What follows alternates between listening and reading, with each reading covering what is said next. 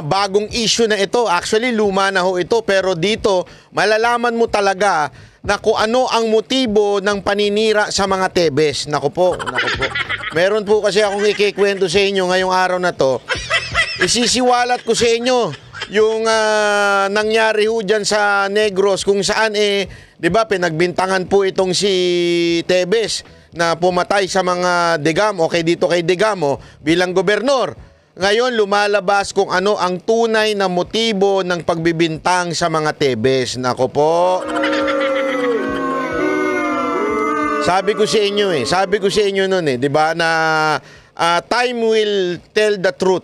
Antayin lang natin kasi sa simula, perfect target si Arnie Tebes Alam naman natin si Arnie Tebes, yung itsura nito, parang gangsta shit Para talagang gangsta itong si Congressman Arnie Tebes. Kaya madaling target Tapos may asta po ito di ba? Kita naman natin maglakad poging-pogi talaga. O baka asta talagang bad boy ang datingan, parang si Robin Padilla Kaya tuloy madali ho itong tinarget. Madali hong tinarget at inagaw ho ang mga negosyo diyan sa Negros. At hindi lamang po yun. Alam mo kasi nila na itong mga Digamo ay walang nagawang maayos. Kaya na lang itinarget ho ito para talagang, alam niyo yun, wala nang makalaban. Kasi alam nilang matatalo. So, para walang makalaban, yurakan mo yung pinaka-taong posibleng makatalo dito sa mga Digamo na ito. Walang iba kung hindi ang mga Tebes. Kaya nga kung papansinin ninyo, may bagong issue ngayon. Mantakin mo, dinamay naman ngayon panahon na ito, yung kapatid. Bakit kanyo? Dahil nga po, tumatakbo yung kapatid bilang gobernador ng lungsod na yan. So, ibig pong sabihin, mga kababayan, talagang ang motibo lamang ng banat kay Congressman Arnie Tebes ay dahil po sa issue ng politika. Panoorin po natin tong news na ito Inirekomenda ng Philippine National Police sa Department of Justice na kasuhan si dating Negros Oriental Governor Pride Henry Tebes at siyam na iba pa kaugnay sa pagpatay kay dating Governor Roel Digamo at iba pa noong 2023. Isipin mo, 2023 pa ho yan Ang tagal na ho niyan, ngayon lang kakasuhan. Ano to? Pahabol? Kasi nga po, kaya siya kakasuhan, hinabol ngayon, ay dahil po tumatakbo siyang gobernador.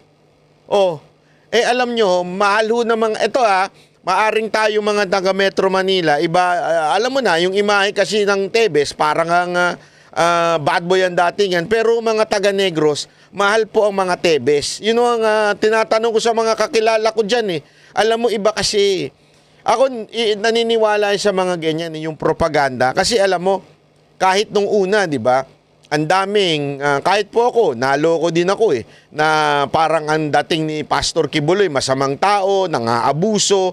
Pero yun ay media propaganda lamang ng kalaban. Ganon din ang nangyari dito sa mga Tebes. Media propaganda na masamang tao ito mga ito. Pero sa totoo, yung mga taga-Negros, gusto sila. Ngayon, yung mga nagpo-propaganda laban sa kanila, walang iba kung hindi yung mga political nakalaban nila. Kung pansinin nyo tahimik na ang lahat. Ibig sabihin, wala na si Tebes, si Arnie Tebes, wala na siya. Okay na lahat. Tumakbo ngayon bigla itong si Henry Tebes biglang gobernador. Biglang kinasuhan. Kita nyo na? So doon pala makikita mo na ang motibo talaga ng gobyernong to. Tanggalin ang kalaban nila sa Negros. Kasi alam nyo mga kababayan, strategic daw yung lugar na yan, yung Negros na yan. Strategic ho yan sa kalakalan. Ano ho yung lugar na yan pagdating sa ekonomiya at sa pera at higit sa lahat kahit ho yung gambling yung mga, alam nyo na, sa PAGCOR, yung STL, di ba? Yung mga ganyan, inagaw ho ng kalaban. Ang nangyari, alam mo naman tong gobyerno to di ba? Pag hindi ka kakampi, pag hindi ka napasunod, kakasuhan ka ng kung ano-ano. Nakita ko yan. Sa bawat, mula kay Bantag, Pastor Kibuloy, di ba? Tebes, sino pa?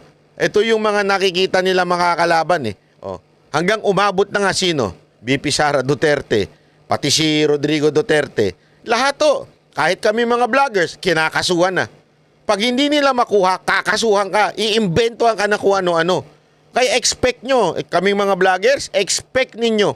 Mantakin mo, galit kami sa gambling, sasabihin kaming pogo vloggers daw kami. Galit kami sa droga, tapos nanggagaling daw sa drug lords ang pinambabayad sa mga, kita nyo? Kung gaano kasinungalingan, ika nga. Pero kung tanga ka, maniniwala ka. Bakit? Araw-araw ba naman nila ilabas eh? Alam mo, tandaan niyo yung propaganda yan. Pag pinaulit-ulit, nagmumukha ng totoo. Kaya laging inuulit-ulit na media. Magkakaroon ng hearing sa fake news ng mga vlogger, fake news ng mga vlogger, fake news ng mga vlogger. So, iisipin tuloy ng mga taong bayan, basta vlogger, fake news. Hindi ho ganun ang totoo. Diba? Ang dami ho dyan, media mismo nagpe-fake news eh. Mga tarantado yung mga media na yan eh. Nagpe-fake news din po yan. Pero ba't di nila tinatawag na fake news mainstream media? Fake news traditional media? Hindi ho nila tinatawag ng ganun. Bakit? Kasi nga, kontrolado ho nila yun. Kontrolado ng mga politiko ang media. Alam naman po natin, ang media noche lang yan. Konting merienda lang dyan. Masaya na yan eh. Oh. Ang problema sa mga vloggers, hindi ho nila makontrol. Kasi, bakit to? Wala ho kaming boss eh. Kami ho, kasi etong network, sa totoo lang, not particular sa GMA every network, nalulugi na. Wala na ho silang advertiser. Bakit? Bilang kumpanya, advertiser, libre ka na mag-advertise sa social media. Bakit ka pa mag-advertise sa mainstream media? Tama, mali. Tapos, ang laki ng gastos ng traditional media para magkaroon ng newsroom, para bayaran yung mga writer, reporter, ang laki ng gastos nila. Ang laki ng overhead nila.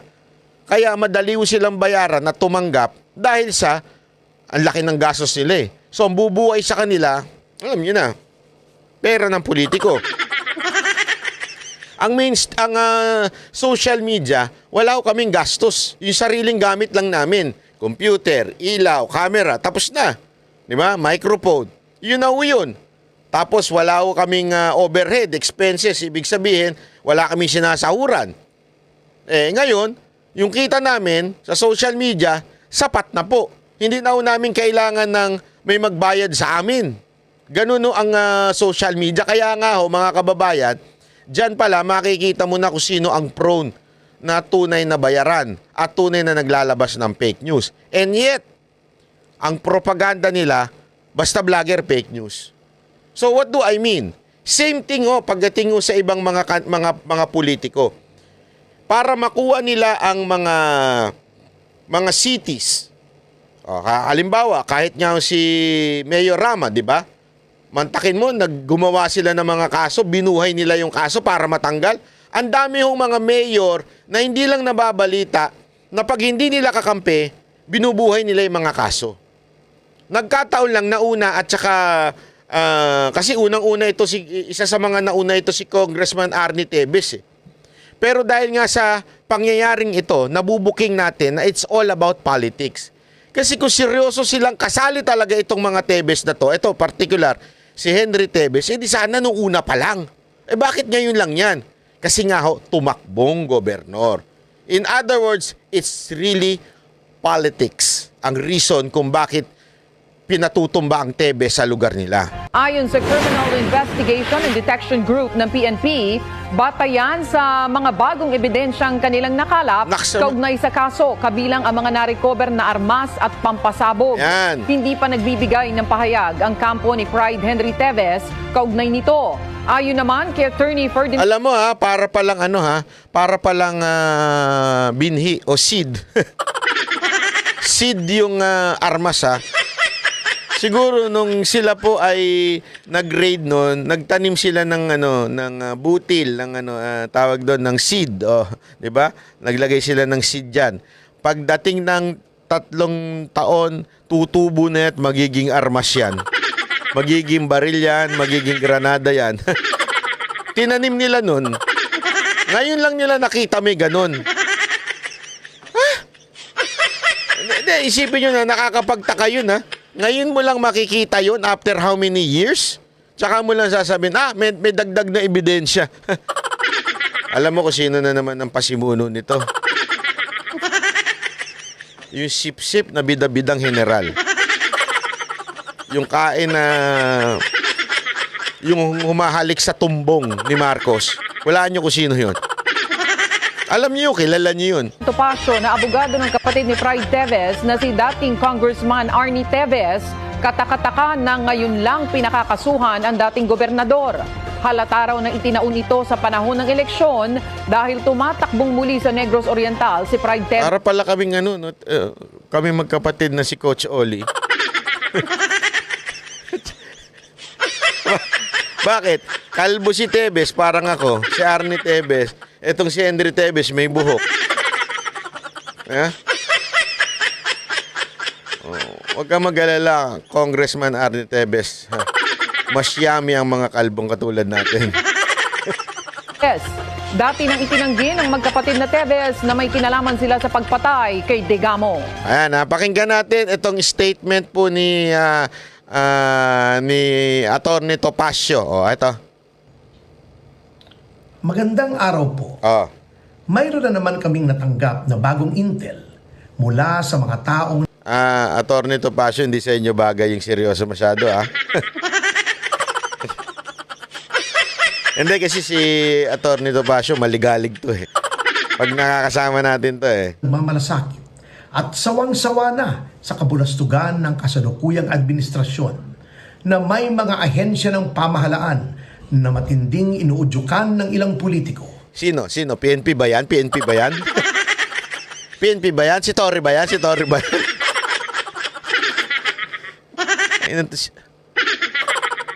Wala. Na magsagawa na naman ng raid at pagtatanim ng ebidensya sa mga ari-arian ng Ako po, magre-raid na naman daw.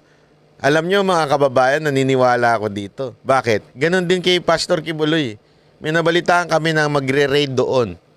Ipapasara na talaga din yung tuluyan yung kingdom, yung KOJC. Parang ganito rin ang gagawin dito. I-raid na naman para may maitanim sila, may mga bagong kaso na naman, tapos gagawa nilang, aagawin nila yung property, crime, magiging crime scene na naman. Ganyan na ganyan. Alam mo, hindi pa ba tayo nadala? Kaya nga mga kababayan, kasi baka sabihin na iba, bakit mo pa pinagtatanggol yan? Uy, hindi ho siya pinagtatanggol natin, si Arnie Teves. Pero ang punto dito, yung pang-aabuso ng gobyerno. Kasi kung mananahimik lang tayo sa pang-aabuso ng gobyerno, paulit-ulit lang yan, oh. Oh, sino na naman? After ni Arnie Teves, ang KOJC na naman. Pagkatapos yan, yung iba na naman kakampi sa mga Duterte, hanggang walang pumapalag sa kanila, hanggang hindi tayo nag-iingay. Lahat ng kaalyado ni Pangulong Duterte, gigipitin nila, gagawa nila ng istorya, ipe-persecute nila para talagang walang tumulong sa mga Duterte. Ganun ho kasi sila eh. Ganyang kademonyo ito, lintik na gobyerno to. O tuloy. pamilya Teves. Ang mga Teves na kanilang tinatarget ay sila Governor Henry Pride Teves, na kasalukuyang tumatakbo bilang gobernador ng Negros Oriental, tingnan at si niyo. Janice Teves, na kumakandidato naman bilang congresswoman ng 3 distrito ng nasabi ring lalawigan. Ay, kaya naman pala eh. Talagang gusto nilang eradicate. Alam mo yung ginagawa sa kanila parang mga Duterte. Talagang, alam mo yun, dudungisan. Kasi ang mga pasensya na ha, pero ewan ko ha, paulit-ulit ko sinasabi sa inyo, sana matuto na tayo. Ang mga Pilipino kasi, yung name recall, pag sinabi mong mga Teves, lahat na silang Teves, madali lang yan. Talagang idamay natin silang lahat. Damay-damay na yan. Teves, basta Teves, dumihan natin. Basta mga Duterte, dumihan natin. Di ba? Ganyan eh. Lahat-lahat na sila. Oh. Kaya ito, since tumatakbong congressman pala yung kapatid, tapos yung isa, governor, ayan na. Kaya talaga pala bumabalik na naman tong lintik na issue nito. Mga ulul, diversion nyo lang yan. Gago! Mag-focus tayo sa krimen na ginawa ng mga congressman dyan sa blankong budget na yan. Huwag nyo nga kami linlangin, hindi nyo kami malilinlang, hindi nyo kami madadivert. Bycam, mga scammer kayo. Oo, kayong mga pumirma na blanco. Tapos ano, sino naglagay? Managot kayo, mga animal kayo, mga krimen kayo, mga magnanakaw kayo sa bayan. Hindi pwede yung blanco-blanco na yan, tapos bigla nyo lalagyan ng amount. Ano to? Blank check? Siniswerte ba kayo? Puro na nga kayo nakaw dyan sa kongreso, tapos biglang blank check pa ito. May mga tarantado pala talaga kayo, no? Tapos ayan na naman, mag-iimbento na naman kayo. Kakasuhan si Duterte, kakasuhan yung mga vloggers, kakasuhan to si Tevez para maraming istorya, makalimutan na yung vice cam nyo. Hoy, mainstream media! Balikan nyo na yung vice cam. Pinasasagot na ng Supreme Court yan, ha. Focus tayo dyan sa vice cam. Trilyon ang ninakaw dyan, trilyon. Anak kayo ng wewe, oo. Mayroon ding lumalabas na mga pahayag sa media na si Governor Pride ay pinakakasuhan na ng multiple murder. Nako. Ukol sa pagpatay kay Governor Roel Digamo at mga security nito. Ano to? Sino ba talaga? Akala ko ba si... Dito pa lang, maguguluhan ka na eh. Akala ko ba si Arnie Tevez ang pumatay? Ngayon si Henry Tevez na. Porkit hindi na kumakandidato si... Ang baduy ng style nyo. Bulok talaga. Hindot din kasi itong sip-sip na general na to eh. Hindi totoo ah. Akala ko ba ano yun, sabay sila? Pare, brother. Hindi ko alam kung anong tawag nila. Kuya. Barilin natin pareho. Dalawa ang mastermind. Ayan na naman po tayo sa mastermind. Dalawa. Hindi ba pwedeng isa lang? Kaya nga mastermind eh. Hindi ba sino ba talaga sa kanilang dalawa? Hindi, eto ha, ginagawa ko lang katatawanan pero totoo yan. Mantakin mo, dalawa silang nag-isip. Pareho silang mastermind. That is a big stupidity. Hindi pwede yun. Kahit kami magkapatid, kunwari meron kaming pinaplano sa buhay. Wala naman kami pinaplano. Wari lang, meron kaming pagpaplanuhan. Ako, wari, niche niya yun. Kunwari, doon yung strength niya, Coach Oli, bahala ka na dyan, ha? Siya na lahat yun, Pag ako naman, yung niche ko naman, yung strength ko, sasabihin niya, bye, ikaw na, bahala dyan, ha? Diba? Hindi, totoo naman, di ba? Hindi pa pwedeng dalawa nagpaplano. Hindi pwedeng dalawa mastermind. Dito, make up your mind. Puro kayong mastermind. Make up your mind. Sino ba talaga ang mastermind sa kanilang dalawa? Si Arnie Tevez, si Henry Tevez. Alam ko na. Dati si Arnie Tevez. Nung nagawa na nila yung maitim na balak nila na gawing terorista si Arnie Tevez hanggang makaalis ng Pilipinas, hanggang matanggal sa Kongreso, ngayon hindi na pwedeng bumalik dito. Tapos na yon, si Henry Tevez naman ngayon na mastermind. Gago! Kaya dito, booking na booking natin yung talagang katarantaduhan nila.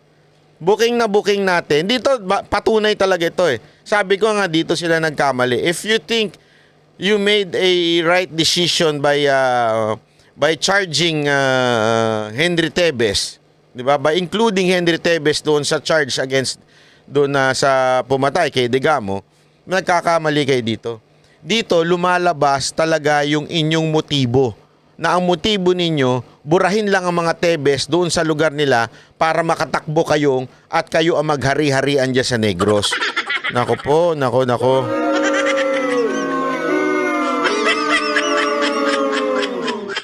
Tuloy. Ayan na. For 2023. Katakataka ang mga pangyayaring ito. Ang pagkakaso kay Governor Pride ay halatang-halata na dulot lamang ng kanyang pagiging frontrunner sa gubernatorial race sa Negros Oriental. Obvious naman ito dahil 2023 pa nangyari ang krimen. Ngunit bakit ngayon lamang siya kakasuhan kung kailan siya ay tumatakbo muli bilang gobernador? Hindi rin may pagkakailan na ginagawa lamang ito ng administrasyon, hindi lamang upang sirain ang mga kandidaturan ng mga itinuturing nilang kalaban sa politika, kundi upang maghasik ng kaguluhan, upang magamit na pantakip sa maraming kapalpakan ng rehimeng Marcos at upang magsilbing panakot sa mga hindi nito kaalyado sa politika ngayong panahon ng kampanya. Nananawagan kami sa mga kinauukulan na sana ay huwag nating lapastanganin ang demokrasya at rule of law sa ating bansa. Yung palakpakan. Maraming salamat po. Hindi, alam mo, perfect. Perfect ito. Perfect yung sinabi ni Topacio. That this is another way, di ba? Another way of ma-divert ang kapalpakan ni Marcos. Naku, yan talaga ang totoo. Another way para ma-divert yung kabalastugan ng kanyang pinsan na si Romualdez. Kung akala ninyo kaya nyong paikut-ikutin ng taong bayan, hindi. Booking na kayo. Kaya mga kababayan, mapagmatsyag ho tayo dahil alam nyo, it's really obvious eh. Kaya nga pag i-google ninyo, tingnan ninyo kung sino na namang namumunong General Hindot ang nandito. Dito to. Gago! Walang iba kung hindi yung sip-sip. Sobrang sip-sip na general. Kayo na lang ang bahalang umusga kung sa tingin ninyo. Pero ito, it's really obvious. This is really obvious a diversion. Diba? This is a diversion or sabihin na natin para mapagtakpan ang kapalpakan ni Marcos. Ito ho talaga ang totoong nangyayari sa ating bayan.